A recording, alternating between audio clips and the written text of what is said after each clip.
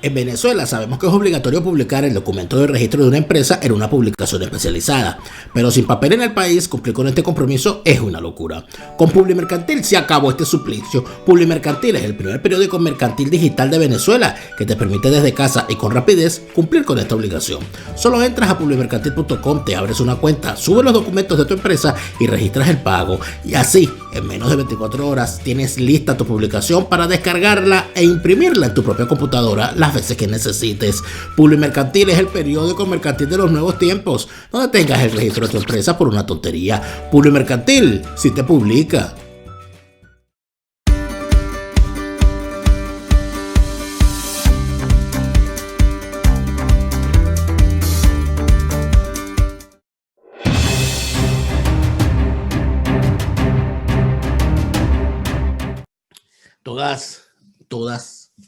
Todas las semanas, cuando uno revisa en qué quedó la semana anterior y en qué comienza la nueva semana, con lo que uno se encuentra normalmente es con la página de sucesos. Parece que es lo más seguido. En el caso de Venezuela, por cierto, valga la expresión, la acotación, aunque no es ese el tema de hoy, se ven casos de criminales cada vez más horrendos. O sea, vamos bajando en la escala, ¿no? Una cosa terrible. Y a nivel internacional, las noticias son también de suceso.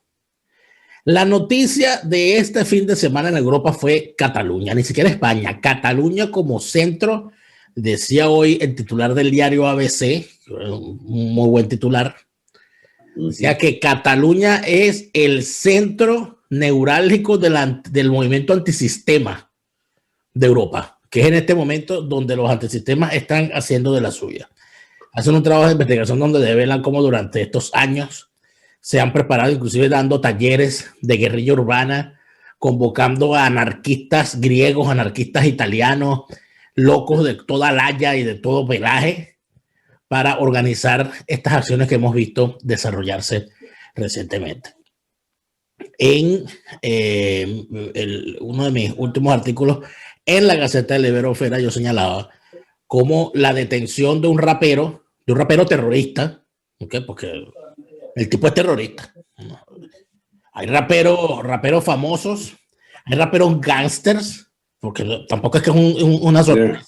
El movimiento gangsta, rapero de la costa oeste de los Estados Unidos dio mucho que hablar. Y la guerra entre el este y el oeste también. O sea que yo no sé quién se sorprende aquí de qué. Y luego estas reminiscencias de las Cales Borroca vascas, escenificando terribles situaciones en Barcelona. Y entonces aquí se nos junta, estimado Alberto, se nos juntan unas cosas, porque yo escuchaba y yo siempre trato de ver cómo lo interpretan, ¿no? O sea, cómo interpretan ellos lo que están haciendo, o sea, y de qué manera. Entonces, cuando buscamos y vemos sus interpretaciones, nos damos cuenta de que eso es un estallido popular. Es un estallido de ira. Me está llamando ahí una señora. Está la gringa. No, chico, es una llamada perdida. Una gringa que te está llamando. Entonces, mira. Cale Borroca, etc. Estallido popular. Una explosión popular en apoyo a un rapero. Bueno, en primer lugar. Ya va, pero ¿tuviste fotos de multitudes apoyando al rapero? Para allá voy. Número uno. Ajá. ¿Tú alguna vez has tenido al rap como un fenómeno musical masivo? Para nada. El rap siempre ha sido una música, un género. Una música marginal, chico. Del gueto. Y orgullosamente los cultores de esa música así lo tienen. Entonces, un estallido social en defensa a un rapero que dice que él no está promoviendo la violencia, pero después que cae preso, salen sus adláteres y sus seguidores a quemar cuanta patrulla encuentran de la policía en la calle. Esas cosas del estallido social, Alberto, que es una expresión, eso existe, el estallido social, porque en Venezuela siempre nos hablan del estallido social del 27 de febrero, por cierto, que se acaba de cumplir un año más. el estallido social, y te asustan con eso. No, bajen los cerros y salen a las calles y tal. Entonces ahorita estamos viendo como aquí hablan de un estallido social en defensa de la libertad de expresión, nada más y nada menos. Tú no sientes lo mismo que yo cuando ves lo que está ocurriendo en Cataluña y ves cada día más como la cosa se va pareciendo peligrosamente cada vez más al ritmo terrible que llevaron los acontecimientos en Venezuela para que se instaurara el chavismo. ¿O son ideas mías? Yo espero que sean ideas tuyas, porque si es así, sería el inicio de una etapa siniestra para España. No saben entonces qué están cultivando y qué están dejando pasar y acontecer, porque eso significa la fractura de España para empezar, y luego la miseria colectiva en ese país que, mal que bien, tenía una democracia muy sólida y que eran ya 40 años de una democracia bastante plena. A pesar de las serias limitaciones que implica el estado de partido, las clientelas políticas, los vicios burocráticos, las desigualdades, inegalité, no en francés, desigualdades sociales. Bueno, pero sin embargo era, no sé, hay estadísticas que interesa conocerlas. Creo que más del 90% de los españoles tienen casa propia.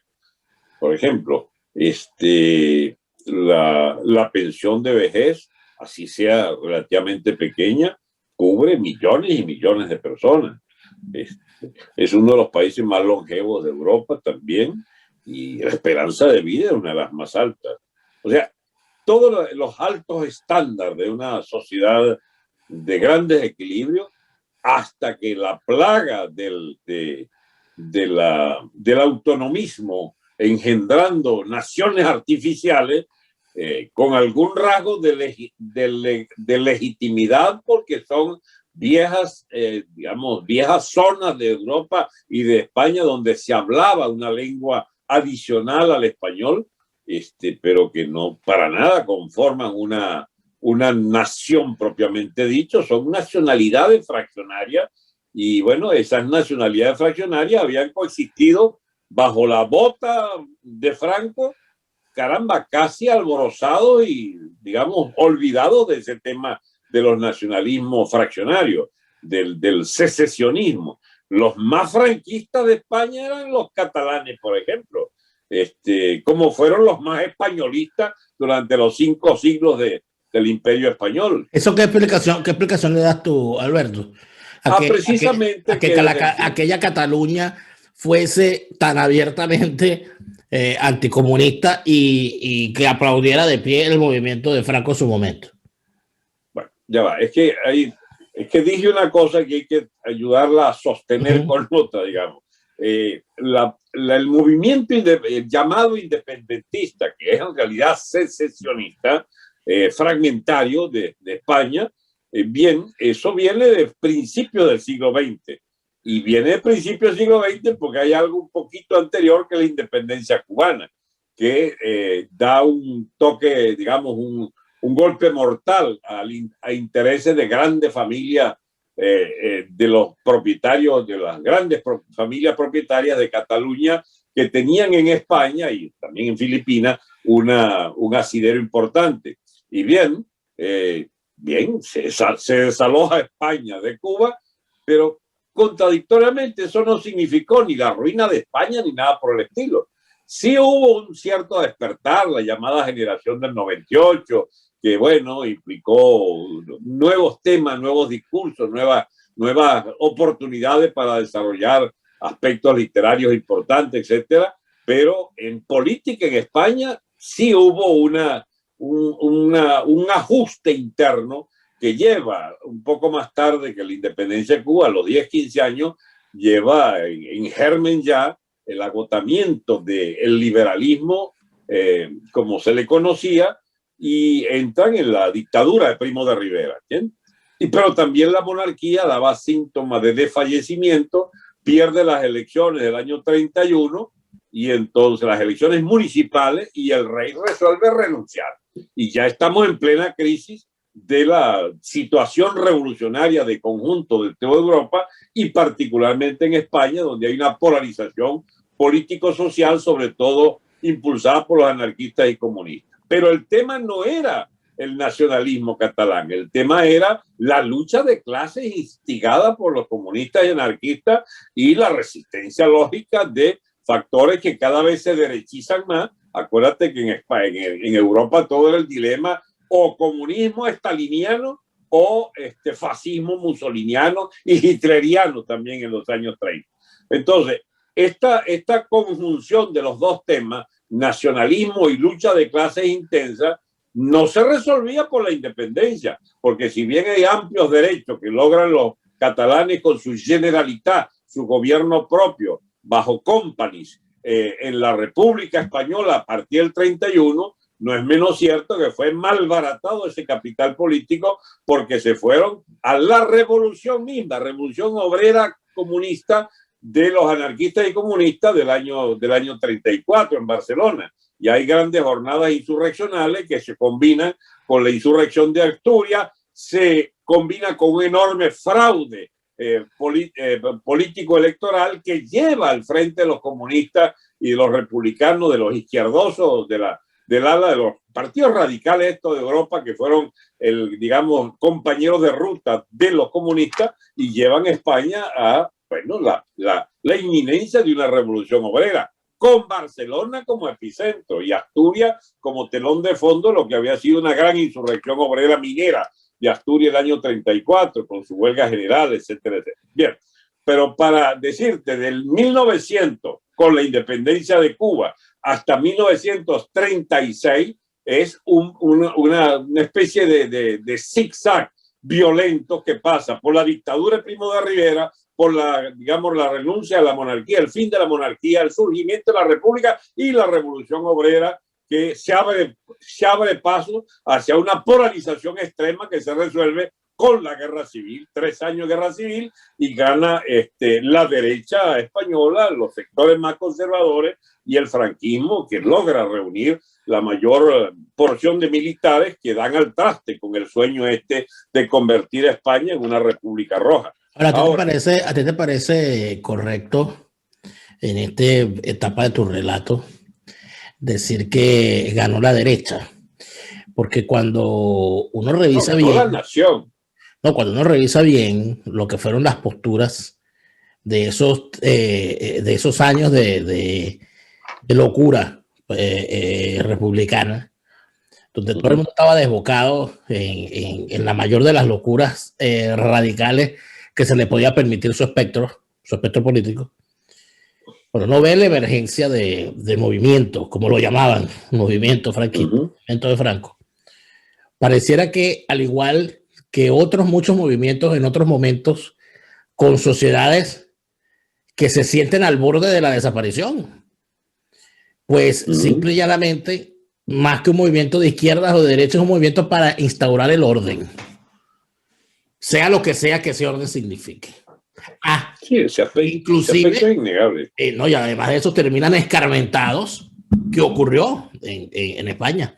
Terminan escarmentados unos personajes que, aun siendo de derecha, no colaboraban con la instauración del orden. Y escarmentados terminaron. Y tuvieron y dieron cuenta hasta con su vida muchos de ellos. Entonces, eso que normalmente, Alberto, las clases medias y las burguesías anhelan, que es la tranquilidad, ¿verdad? La estabilidad, el derecho a la propiedad, el derecho a educar a sus hijos con sus valores familiares y todas esas cosas, que es una cosa tan catalana, ¿no? porque es así. De alguna manera uno no entiende, ¿verdad? Y yo sé que no has llegado a esa parte del relato, pero uno dice, pero ¿qué pasó con esa Cataluña? Con aquella. O sea, con esa de aquellos valores, de aquella cosa que inclusive se sentía orgullosa de formar parte de una España a la cual alimentaba con sus mejores teóricos, sus mejores filósofos, sus mejores poetas, sus mejores... O sea, una cosa que uno no se explica. Dice, bueno, pero ¿qué pasó aquí en el camino? ¿Qué pasó aquí? ¿Qué pasó ahí, Alberto? Ya. Mira, el problema es que, ya va, esto se supone ha debido ser, digamos, abordado desde una introducción general del tema de España y sus fracturas históricas, etcétera, De todas maneras, vamos dándole que adelante. algunos temas, algunas cosas pueden quedar claras. Yo sé que usted Es puede cierto, con eso. Escúchame, Barcelona y Madrid eran las dos grandes ciudades de España, y a veces Barcelona con mayor entidad era el centro de la cultura, del hispanismo, etcétera, ya va, hay un siglo de oro, ¿ok? Y hay la Castilla hegemónica y Madrid la floreciente, y hay muchas otras regiones de España con una riqueza cultural enorme, en particular Andalucía, pero ocurre que Barcelona insurgió como la ciudad industrial, la ciudad proletaria, la ciudad de los comunistas y anarquistas en especial, y muy cerca Aragón allí, que alimentaba con el mito anarquista de masa campesina, etcétera, la proximidad de un estallido social que era toda Europa la que estaba bajo el sino desde la revolución bolchevique de 1917, bajo la amenaza real del estallido político-social de las revoluciones obreras. Es una etapa, como la definiera, creo, este gran teórico marxista Trotsky, es una etapa de guerras, revoluciones y fascismo. O no sé si es Lenin el que acuñó esa frase. Guerras, revoluciones y fascismo. Es decir, la polarización extrema y la guerra como escenario de fondo. Bueno, España cumple de forma acabada ese dictat del siglo, ¿no? Y efectivamente allí se produce la revolución obrera, se llevan por delante la monarquía, ¿cómo se llama? La burguesía se cinde en sus componentes y un ala se va como compañero de ruta al gobierno separatista de Company, y ahí, chicos, lo que no puede olvidarse, la barbarie de la quema de conventos y la quema de iglesias, el colgamiento, chico, de miles de curas y monjas, chico, ahí arranca ¿cómo se llama? La gran obra de los catalanes revolucionarios. Y allí estaban pues las milicias anarquistas queriendo realizar su sueño, enemigos de los comunistas que querían su sueño estaliniano.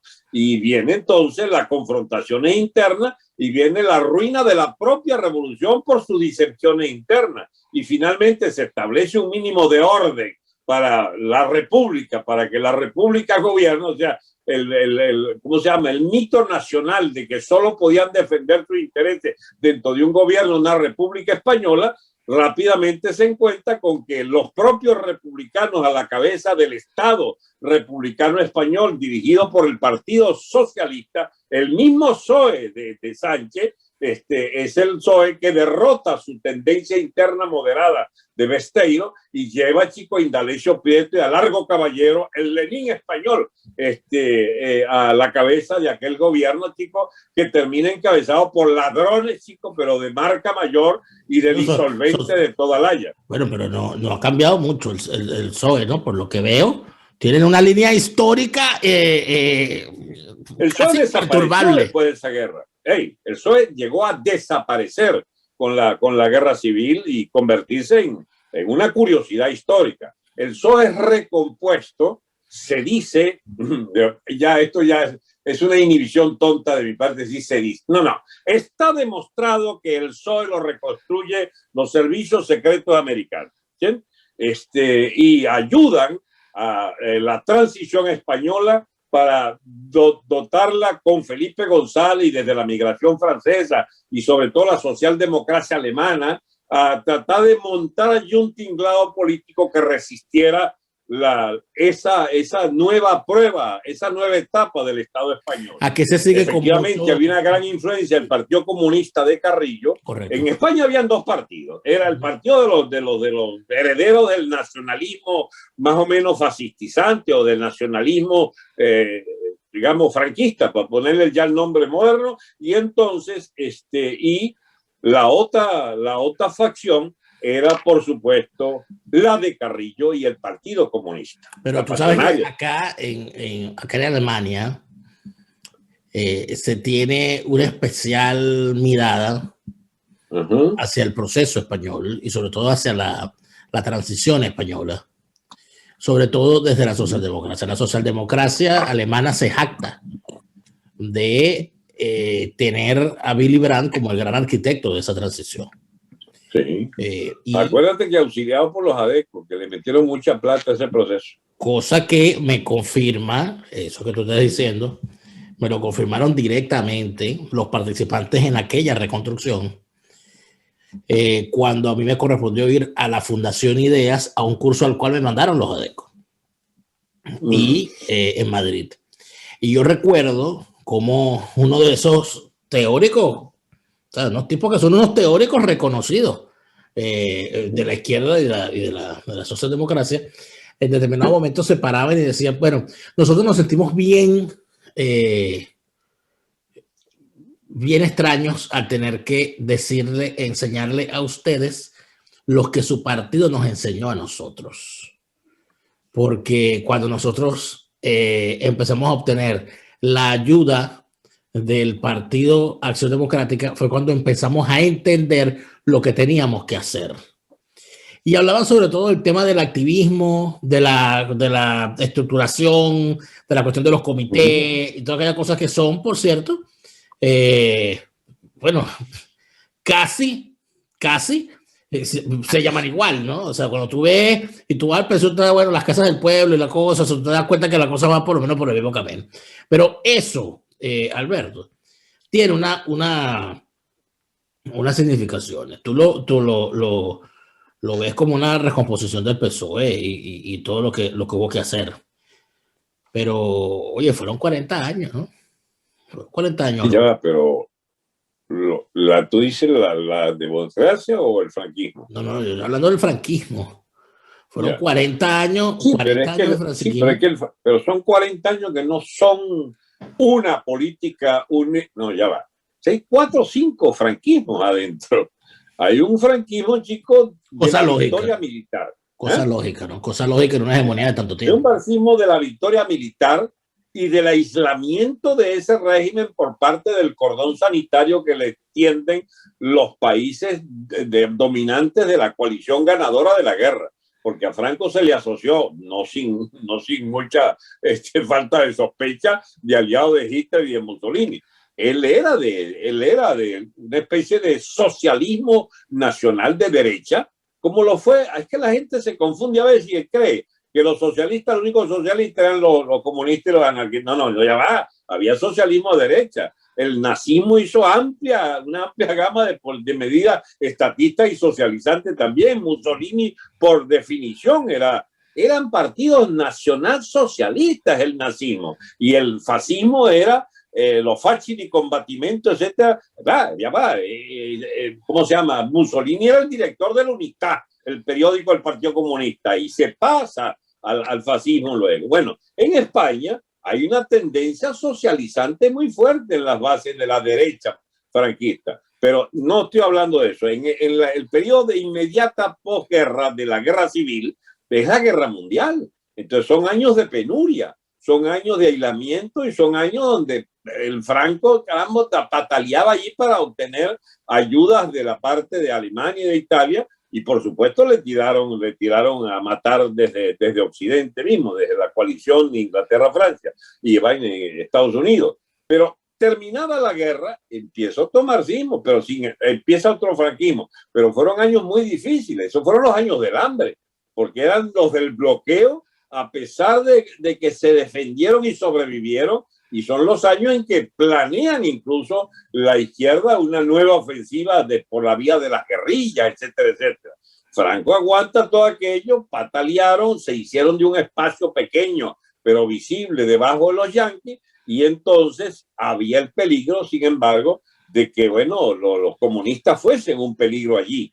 Pero socialistas no aparecen, los socialistas quedan destrozados y se mudaron con su plata para allá, para México, donde tenían su gobierno de exilio. Ahí se despilfarraron lo que quedó de esa pobre república, se habían compartido con Stalin el oro de la república, y entonces tenemos una España arruinada y pobre, que sin embargo arranca un proceso de construcción de una economía nacional muy sólida, porque el franquismo construye una base industrial nacional para España que en los años 50 sigue floreciendo y en los años 60 se consolida de tal manera que dota a España, chicos, de una situación para final de los 60, principios de los 70, de la 10ª economía del mundo. Y había una amplia gama social, de apoyo social, sostenido por, bueno, las pensiones, los auxilios a la familia, la casa propia, el automovilcito pequeño, pero que ya se fabricaba en España, ya llegaba a muchísimos hogares obreros incluso. O sea, de manera que Franco, cuando muere, dejó una España en prosperidad, sin violencia, salvo la vasca, que es una violencia, digamos, enseguecida ya sí, y una violencia que de paso organizada alrededor no solamente del tema de la independencia, sino fundamentalmente del tema antifranquista. O sea, esa etapa. Pero no así Cataluña.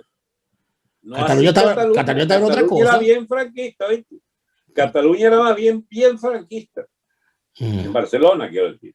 Entonces, se hereda la ETA, se hereda su nefasta política de nacionalismo criminal, en este caso, pero a nivel de la cúpula política hay un franquismo que se hace reformista, digamos, o post-franquismo. Es la UCD de Suárez y antes el propio partido de Fraga, que quiere provocar una transición y pacta con todo esos nacionalismos, un status quo y quédense quieto que va poco a poco la cosa.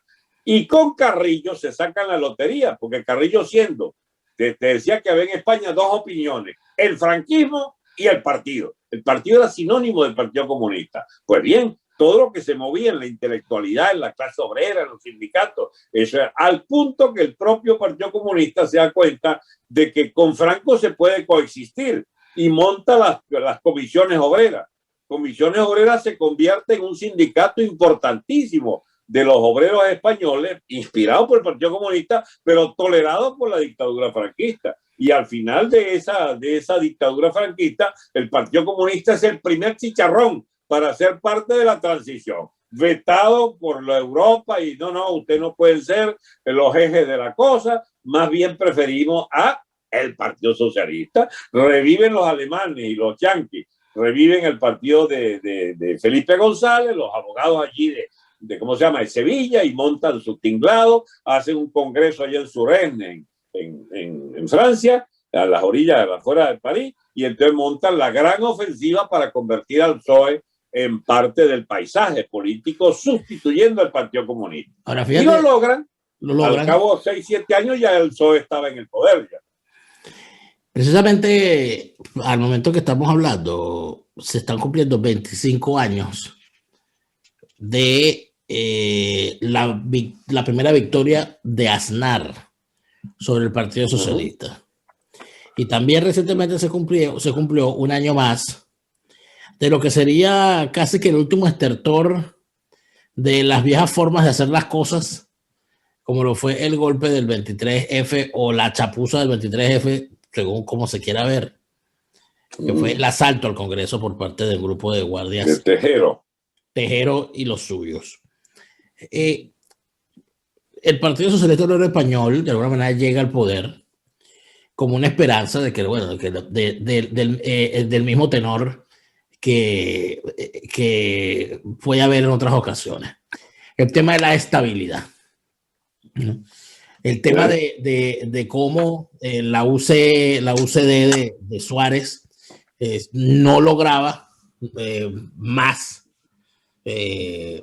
estabilidad que lo que podía prometer el PSOE base en un programa de reivindicaciones sociales que fantasían. Y así llega el PSOE al poder. Entonces, en ese proceso que ya decían los fundadores de la democracia venezolana de que para bailar el tango hacen falta dos. Empieza a surgir entonces esa necesidad de que hubiese una derecha, pero más que una derecha, una centro derecha leal con la democracia, que se casara con las ideas democráticas y que entendiera que debía ser oposición leal y además al mismo tiempo prepararse para en determinado momento ser gobierno. Eso no lo logró Fraga porque para empezar no estaba llamado a ser quien lo hiciera por sus vinculaciones previas, pero lo logra Aznar hace 25 años. Y uno se pone a ver, yo estuve hoy revisando detenidamente la prensa española precisamente por esta confluencia de fechas, yo veía cómo se asumen dos cosas, tanto de la victoria del PSOE como de la victoria de Aznar. El tema del centro político, de cómo España empezó a la sociedad española empezó a preferir el centro que los extremos, casi que como religión, casi que de forma religiosa. Inclusive los partidos independentistas estaban en el centro, o sea, nadie quería los extremos, salvo esta gente de la ETA, que bueno, que ya es otra cosa. Se perdió el centro hoy, Alberto, en España pareciera, ¿no? O sea, la gente cogió para el monte, la gente cogió para los extremos.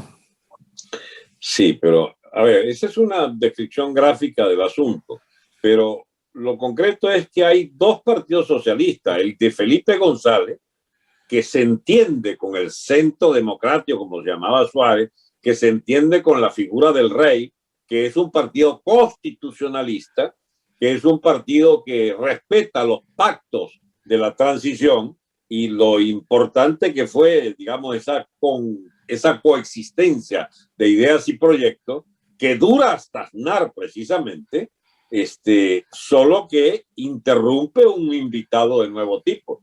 Es el locuceto Rodríguez Zapatero, el chavista Rodríguez Zapatero, que embochincha que el país otra vez.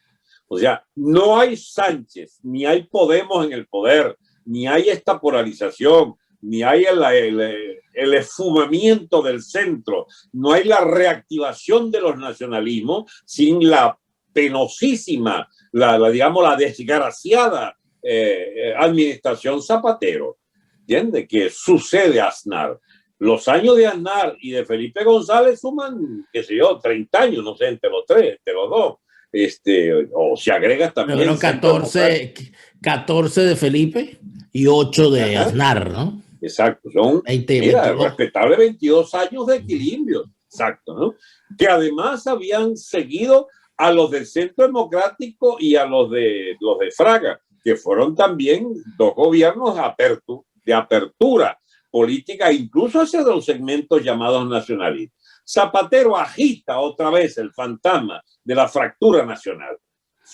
Zapatero agita a los nacionalismos fragmentarios y tiene entonces unos fundamentalistas de esos nacionalismos que se envalentonan y empiezan a la casa de España, a la casa de la fractura del Estado español, y vemos entonces, esta es la herencia zapaterista. Este paniaguado de Sánchez con un Podemos en el poder, unos nacionalistas alzados buscando fracturar el Estado español. Esto es el zapaterismo hecho situación política ya con personajes de segunda línea, porque yo no sé si él puede atribuir alguna astucia a Zapatero, pero él no logró acabar con España mientras estuvo allí. Pero sí dejó quienes pueden acabar con España. Aguántate ahí, porque fíjate tú algo. Si bien en efecto hay unas participaciones bien llamativas de Zapatero en todo esto y de su gobierno, vuelvo al punto. Inclusive los partidos independentistas, excluyendo siempre a los aversales, eran partidos de centro. De hecho, recordemos bien que la última legislatura del PSOE, Felipe González, debió gobernar en alianza con Convergencia y Unión, el apoyo de Jordi Pujol. Y la primera legislatura de Aznar también tuvo que contar con el apoyo de Jordi Pujol. Eso no es centro. Eran el centro en ese momento. Yo dudo mucho que la Convergencia. Esa es la piltrafa ultraderecha catalana disfrazada de centro para obtener prebendas bajo chantaje al gobierno central, y lo logró Pujol, y el pujolismo es una casta de ladrones que dirigen Cataluña y tiene sus herederos. Es una familia súper acaudalada de la vieja Godarria, ¿cómo se llama? Fascistizante incluso de Cataluña. Pero eso no es centro. Eso es sencillamente la expresión de la derecha catalana y la expresión del nacionalismo rancio catalán, que se hayan transmutado en izquierdosos y por sucesivas alianzas con otros sectores. Lo que pasa es que saltó, acuérdate que Convergencia de Unión saltó por los aires cuando, en efecto, y allí sí tiene una participación del socialismo, cuando aquel hombre que venía con aquella aureola del alcalde olímpico de Barcelona, Maragall, logra ganar la Generalitat con el apoyo de los hoy más famosos, que era Republicana per Catalunya, y el otro el grupúsculo que la acompañaba. Pero vamos a ver las cosas desde ese punto. Es que quienes empiezan a empujar el tema del estatuto y el tema del cambio del estatuto y todo aquello, bueno, prácticamente estaban en el seno de ese gobierno con los socialistas y con Zapatero. Tú tienes razón cuando lo dices. Es que es con Zapatero que arranca una labor de disociación de estos factores independentistas y de que no se entiende. Y empujar. Que no se entiende, que no se entiende si no lo completa el Rajoy, con la cobardía infinita de Rajoy, de los conservadores, pero que hace un papel nefasto de capitulación permanente ante los nacionalismos, lleva a Sánchez y a Podemos al poder y a estas nuevas polarizaciones. ¿A qué le atribuyes tú esa actitud de Rajoy? Porque yo la he estudiado y he intentado ver si alguien la ha estudiado y nadie la puede explicar. Cobardía política. Cobardía política de una casta de propietarios de capital financiero, el famoso IBEX 35, las más grandes fortunas de España, hechas a la sombra de corruptelas también, en complicidad con el Estado. Mira, eso es lo que explica también en Estados Unidos fenómenos como el de Biden, o fenómenos como la articulación de Fede Cámara con el Chávez. O sea, eso es digamos, un proceso degenerativo de las antiguas burguesías convertidas en negociantes de los principios del país, de lo que haya que negociar para ellos ganar plata. Y eso es el drama de toda Europa, que la vieja derecha se descompuso y se convirtió, chicos, en guiñapos ideológicos absolutamente oportunistas. Y España es la principal, ¿cómo se llama? Víctima de esas capitulaciones sucesivas. No hay nacionalismo catalán vigoroso sin el capitulador Rajoy, sin el cobarde Rajoy, que continúa la obra del Zapatero, el Rodríguez Zapatero. Cuando Felipe y cuando Aznar no hubo. Ojo que hay cosillas que vienen ya de las capitulaciones del propio Aznar. Por ejemplo, la cuestión del español perdiendo terreno como lengua escolar, como lengua, digamos, de un uso respetado en Cataluña, a ser hoy casi una lengua perseguida en Cataluña. Eso viene de la época de Aznar. ¿Y sabe cómo comienza? Como está comenzando en Galicia, bajo administración del partido del señor Aznar. Bueno, no es Aznar el que dirige, pero es la misma concepción. Ahí están los galegos tratando de disminuir el español como lengua oficial de España. Así ya lo llevan ninguneado y un día esto lo ilegalizan casi en país. Prácticamente, pero fíjate tú que ya en esta entrada y en este punto, una cosa particular. Es imposible hablar del periodo, de los distintos periodos, sin hablar de personas. O sea, hay periodos que tienen nombres y apellidos. O sea, no se puede hablar de la transición española, como tú lo has hecho, sin hablar de Carrillo, de Felipe González, de Manuel Fraga inclusive aparecen otros más, ¿no? Pero creo que son los fundamentales. Suárez, no se puede hablar de la transición sin ellos. No se puede hablar de lo que fue la España que consolida esa transición a una democracia ya a prueba de balas, se suponía, que Felipe González y Aznar. Cuando tú sigues avanzando, te encuentras con los nombres de un Rajoy, nombres de un Zapatero. Hoy, o sea, cuando se hacen las comparaciones, y sin ánimo de entrar aquí en cuestiones partidistas que no me competen, pero yo estaba revisando en estos días uno a uno, los principales partidos y movimientos que hay en España. Y el único partido que tiene más de 2 dirigentes con perfil propio, con vocería y con arrastre, en este momento es Vox, que tiene una cantidad de dirigentes que llega un momento que uno dice, oye, pero ¿de dónde está saliendo esta gente? Pero, o sea, porque te sale uno de los Monteros, pero te sale un Smith, pero te sale una Macarena Lora, y te sale, y entonces tú dices, oye, aquí hay una cosa que no para. Se está formando la nueva dirección de España. Que se parece mucho a el Partido Popular que dejaba Aznar. Cuando Aznar, que el gran problema de Aznar fue gestionar la sucesión cuando tenías a un Mayor Oreja, cuando tenías a una María Sangir, cuando tenías a una Esperanza Aguirre, cuando tenías a un Rodrigo Rato, cuando tenías lo que tenía. Entonces, ese crecimiento, todo ese crecimiento que está teniendo el partido Vox, que todavía es limitado, gracias a Dios, no, porque creo que les está dando tiempo de crecer ordenadamente. Así es.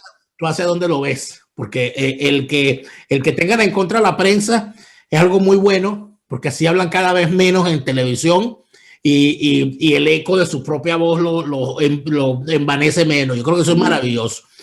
Y me parece que llevan un crecimiento ordenado, palmo a palmo, municipio a municipio. Es una cosa que uno dice, oye, pero no crecen. Pero eso lleva a algo, en tu opinión. Sí, lleva a mucho. Mira, Dani, yo quisiera, pues yo no creo que haya otra oportunidad, a menos que la concibamos y la hagamos explícita. Una oportunidad para hablar de alguien que no aparece en las historiografías oficiales de España. Y es la figura de Antonio García Trevijano, ¿sí?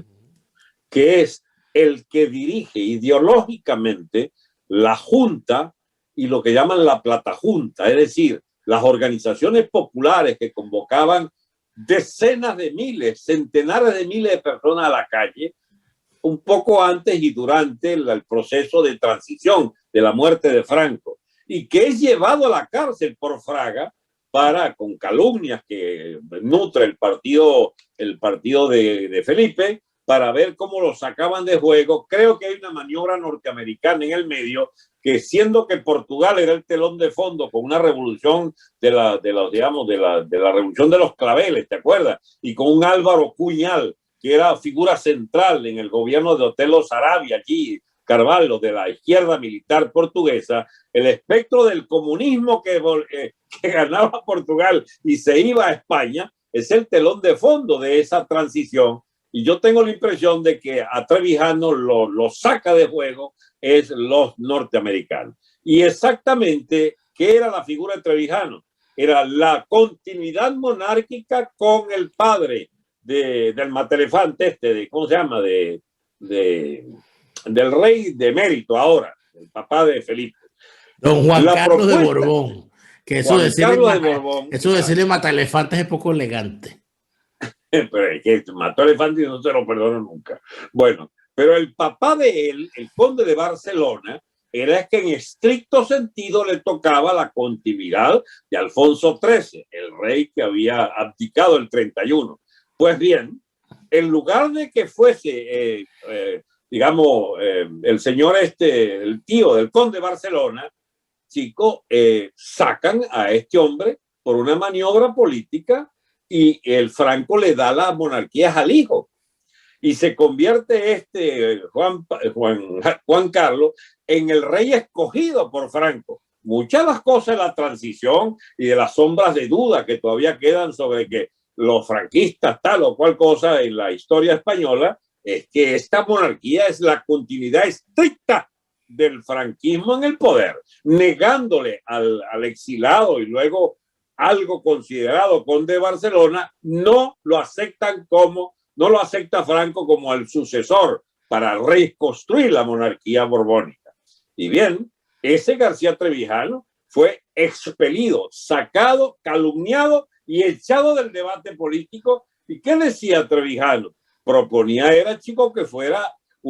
que España tenía que decidir entre una república y una monarquía, pero escogida tras un referéndum, y que no solo era un referéndum el que debía escoger eso, sino que no podía ser una república cualquiera, porque tenía que proscribir ¿cómo se llama? El partidismo asfixiante de los estados, ¿cómo se llama? De la democracia partidista, clientelar. O sea, él tenía un sueño sobre España que hubiese sido otro tipo de democracia.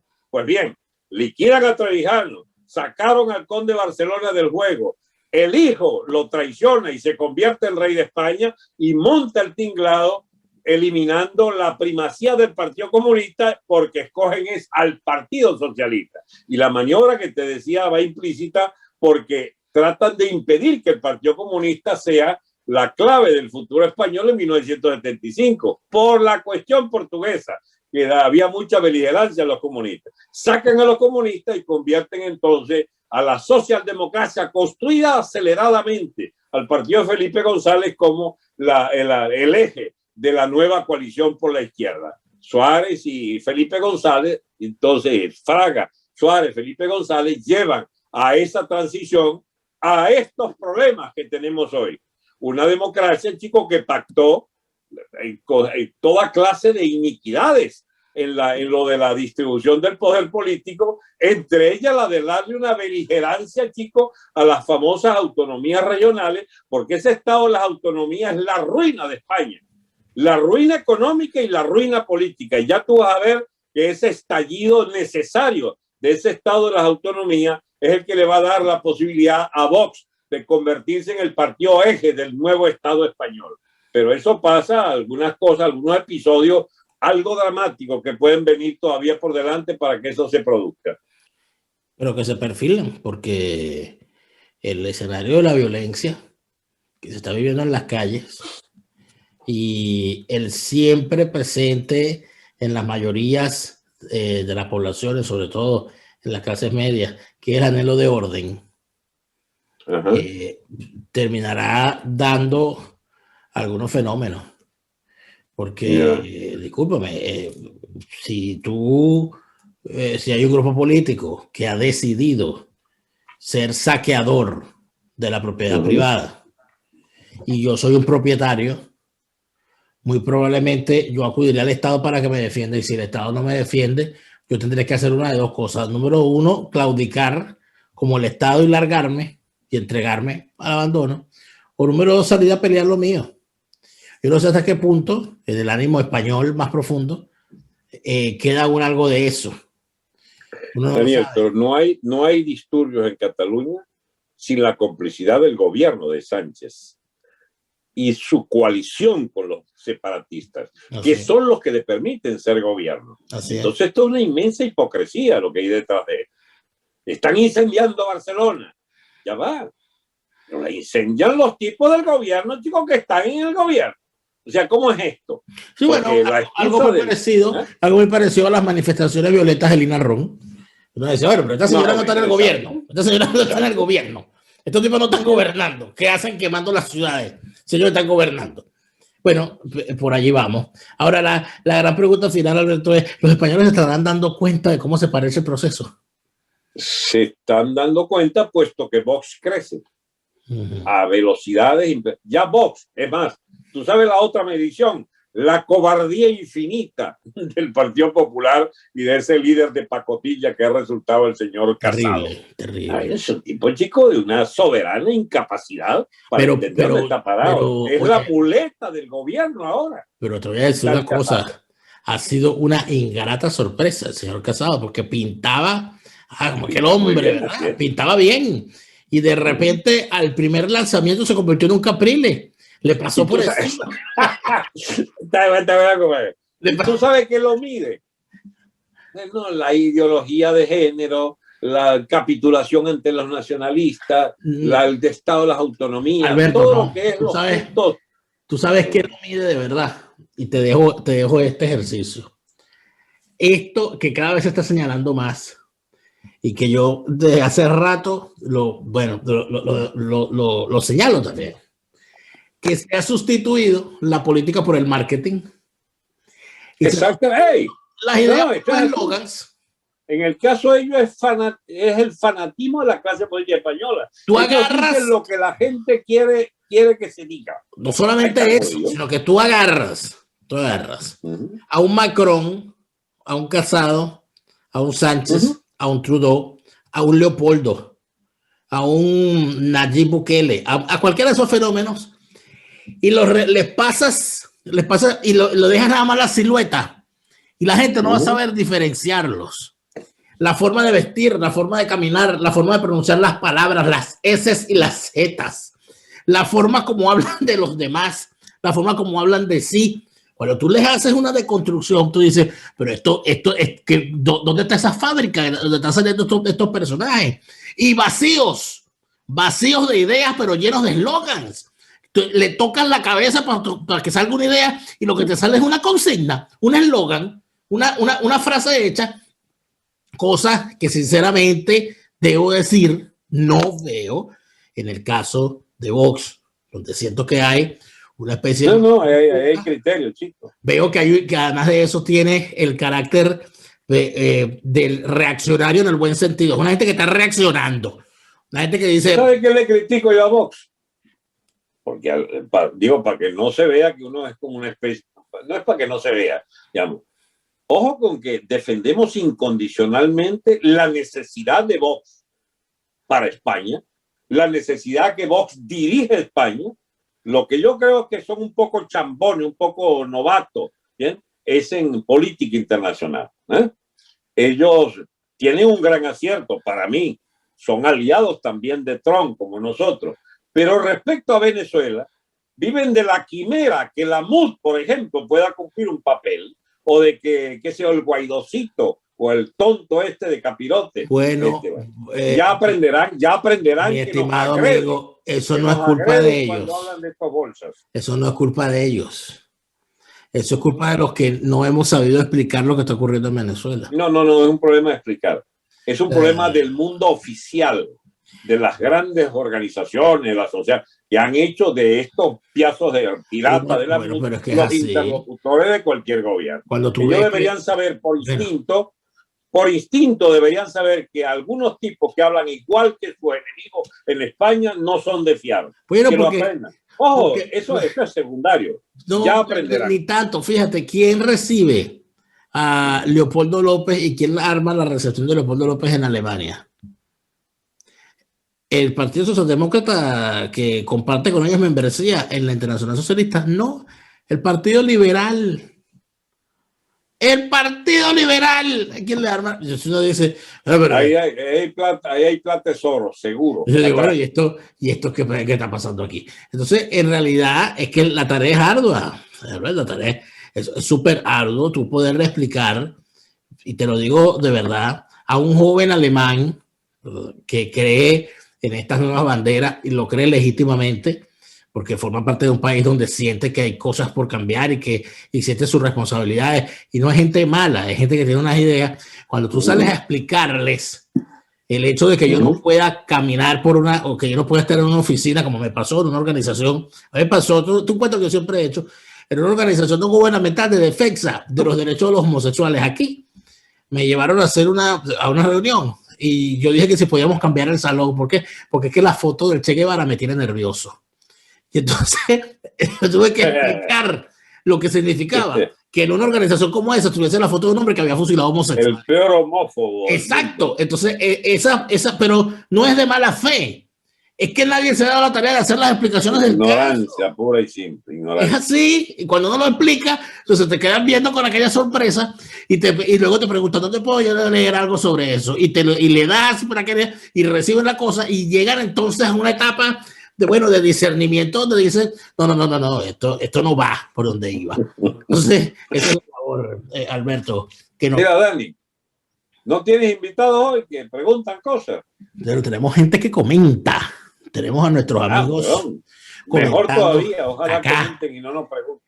Saludos a los padres, saludos y no nos pregunten. Saludos a Iris, saludos a Jack, saludos a Jorge, a Vanessa, feliz domingo.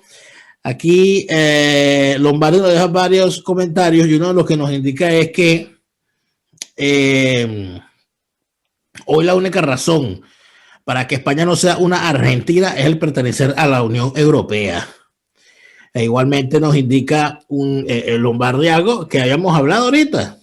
El principal partido de la oposición española, para bien o para mal, es el PP. Ahora bien, el PP a manos del inútil de Casado simplemente le deja campo libre al gobierno socialcomunista. Ya va. Páralo ahí porque él parte de un paisaje que ya está superado. A 6 meses plazo, Vox tiene mejor posición electoral que el PP. Y la dirección real, menos mal que existe Vox, la oposición real en España es ya Vox y va a ser el líder de la oposición y eventualmente el eje de un nuevo gobierno. Ahora, fíjate una cosa, hay una jugada clara, obvia, súper cantada de estrategas de la maldad, de que ese es el juego del partido del PSOE. El PSOE juega a empujar al PP a caer por debajo de Vox, porque de la misma manera en que en aquel momento en que Chirac vio emerger el liderazgo de Lionel Jospin amenazantemente y pues tiraron de la manta y lograron colocar en la segunda vuelta nada más y nada menos que a Jean-Marie Le Pen contra Jacques Chirac y salió la Francia entera, toda esa Francia que había votado por Mitterrand alguna vez, salieron todos a votar con las dos manos por la reelección de Jacques Chirac. Entonces, inclusive ese manejo que se hace tendencioso de la prensa, el negarle presencia a Vox, cosa que la gente lo ve, la forma como hablan y eso de permitir que entonces lo que se vea en los medios sea el rechazo a los fachos, pero la desfachatez de la izquierda más radical, como una gran estrategia del PSOE para decir, nosotros somos la garantía de estabilidad, permítanos gobernar en solitario. Y nosotros vamos a contener esa derecha y vamos a contener esa izquierda también, no vamos a desaparecer. Es una cosa fea. Sí, pero ese juego se acaba porque el propio Pedro Sánchez es uno de los gobiernos más inútiles que ha parido la tierra. Para empezar, no sé, 100.000 muertos deben llegar ya los del coronavirus en España. La peor gestión de la pandemia. No, un tonto no llega tan alto. Bueno, sí, en el caso de que los opositores sean más tontos que él, que es el caso del PP Rajoy y el PP Casado, ahora es que hay la esperanza de Vox, pero Vox no le ha dado tregua desde el primer día. Vox va a dirigir la oposición y va a dirigir España. No te quepa la menor duda, Daniel. Ojalá que de España que dirija, ¿no? Ojalá que de España para ese momento, ¿no? Bueno, sí. Tú sabes lo difícil, que pase esta especie de maldición histórica de la ideología, del mito del Estado de las autonomías, que es la peor lacra de España.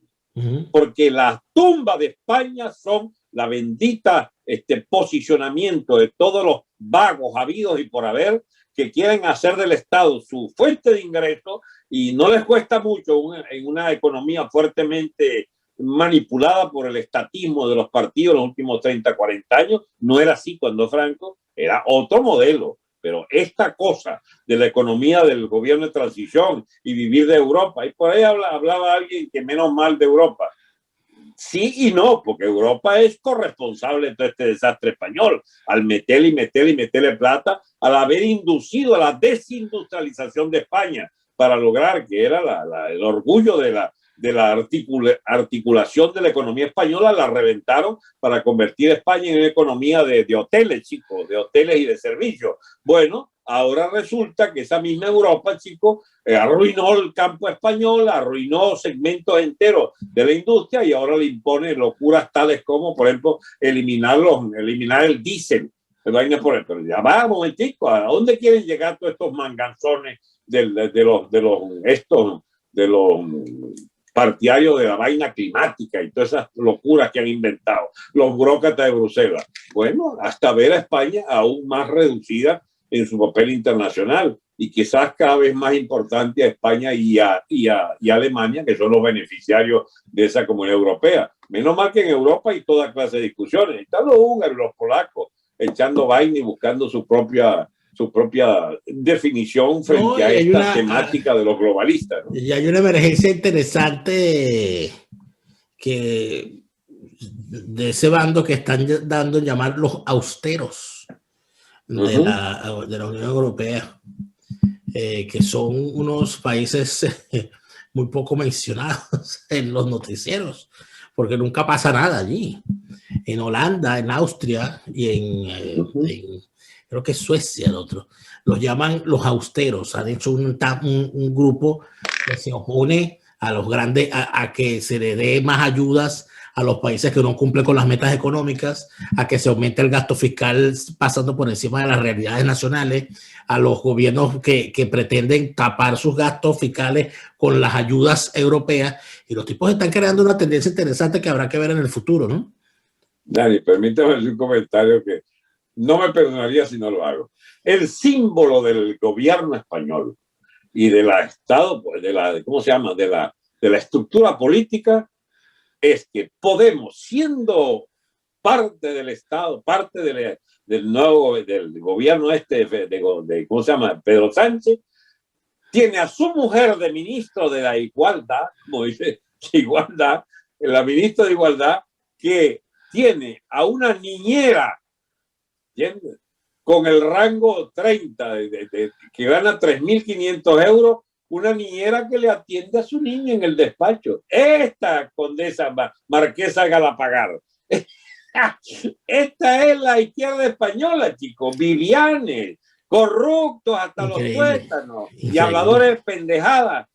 Borracha y sola quiero, ¿cómo la vaina? Borracha y sola y borracha quiero llegar a casa.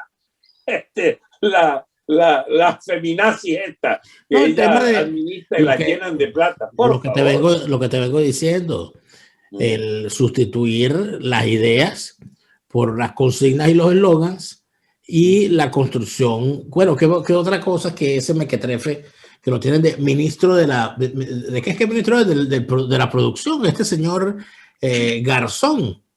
Del consumo. Del consumo. Imagínate tú, ministro del consumo, un comunista. Y cuando yo estuve en la pasada campaña y vi los pendones del señor, eran la burla. O sea, el señor fue durante la campaña pasada, fue la burla de la campaña por lo que hicieron con él, que inclusive un tipo que era conocido desde muchachito por la cara ahuecada de que le dejó el acné. Bueno, le pasaron tanto Photoshop que parecía un bebé de pecho en los pendones. Y decía, bueno, ¿y quién es ese? Ese tipo de cosas donde hasta los propios comunistas españoles han perdido su referencia histórica propia. Bueno, ya tú te das cuenta de que aquí cualquier cosa vale, a cualquier partido vale, porque tú agarras a Casado y lo pones en el PSOE y agarras a Sánchez y lo pones en el Partido Popular, van a decir las mismas sandeces, la misma con la misma pose, sin despeinarse en ningún momento. Pero bueno, nos vamos, Alberto Franceschi. Gracias. Gracias. Bueno, y vamos a decir que da España para la semana que viene, porque por el paso que va. Sí.